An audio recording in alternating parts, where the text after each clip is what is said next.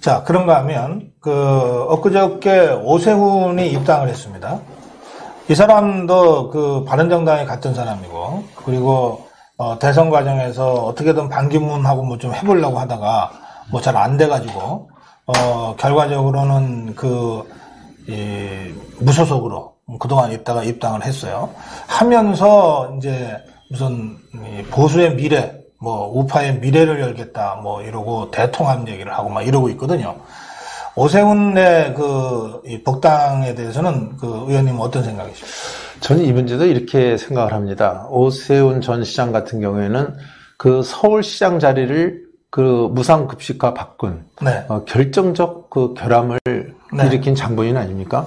그것이 우리 당에 지금도 얼마나 큰 후유증을 남겼는지에 대한 이것을 본인이 느껴야 된다고 생각합니다. 지금 네. 저희들도 아직도 그 후유증에서 많은 우리 당원들이 아직도 어지러워하고 있습니다. 네. 두 번째는 저희 당이 그때 이제 탄핵이 되고 어려워지지 않았습니까? 네. 제 기억에는 작년 1월 5일 날 눈치를 보다가 1월 5일 날 탈당을 했어요.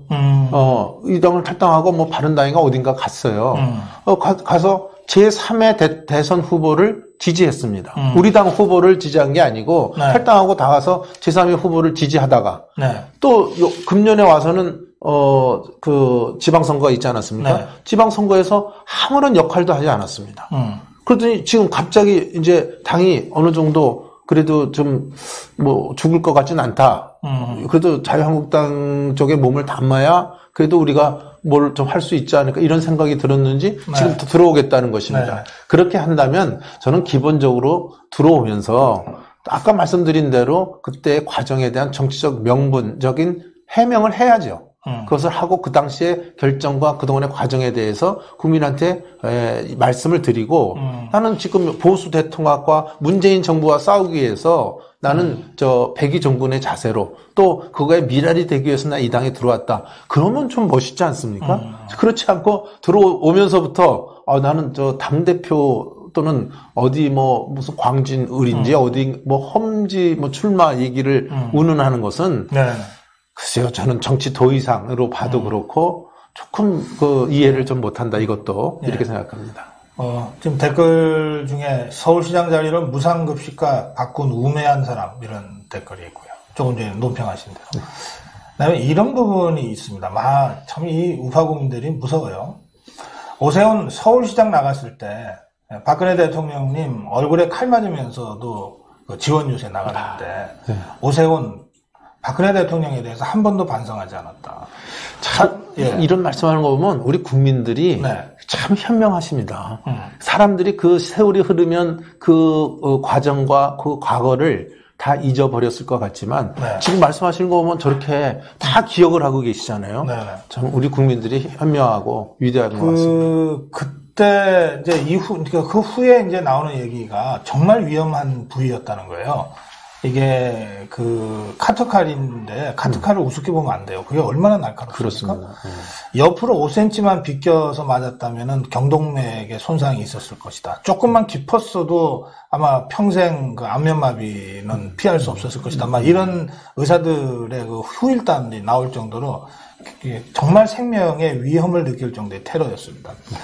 그 테러를 하면서까지 선거를 치러냈고 그 선거에서 오세훈이 시장 됐나요?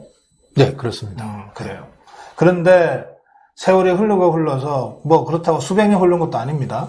그 선거 이후에 10년 그런 상황에서 대통령 탄핵 대열에 선다고 하는 것은 전 인간적으로는 도저히 이해할 수 없는.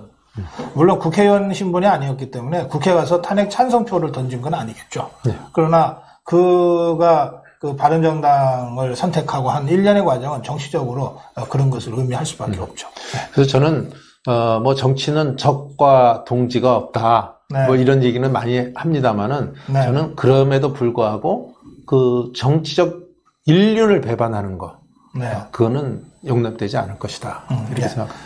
지금 얘기 나온 김에 의원님 이 반문연대나 보수 단일대오, 보수 대통합 론에 대해서 김무성, 오세훈 등이 주장하는 이 론에 대해서는 어떻게 생각하십니까? 네. 아까 말한 대로 여태까지의 과정에 대해서 진정한 뭔가는 그 사과 반성의 기반 위에서 이것이 이루어져야 된다 하는 그 전제를 합니다. 네. 제가 생각하는 그 보수 대통합이라는 것은 우리 제도권만의 문제가 아니다.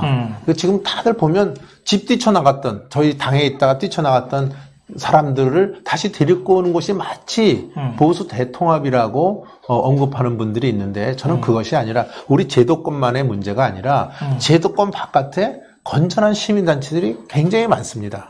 또 제도권 바깥에도 훌륭한 인적 자원들이 깔려 있습니다. 이분들과 계속적인 우리 제도권, 우리 자유한국당의 계속 교류를 통해서, 교류와 소통을 통해서 이제는 우리가 보수 대통합을 해야 된다. 그 과정에 반문 연대라고 그러는데 네. 저는 거기다 국민자를 넣어야 된다고 봅니다. 반문 국민연대가 형성이 돼서 네. 보수 대통합으로 가는 그 과정에 소위 뭐라 그럴까 기름을 부어 넣는 역할을 그 보수 반문 국민연대가 그 역할을 해줘야 되겠다 이렇게 생각합니다. 그래서 우리 보수의 가치, 자유민주주의와 시장 경제를 중심으로 하는 보수의 가치로서 보수 대통합이 뭉쳐지는 이러한 형태로 가야 된다고 저는 보고 있습니다. 네.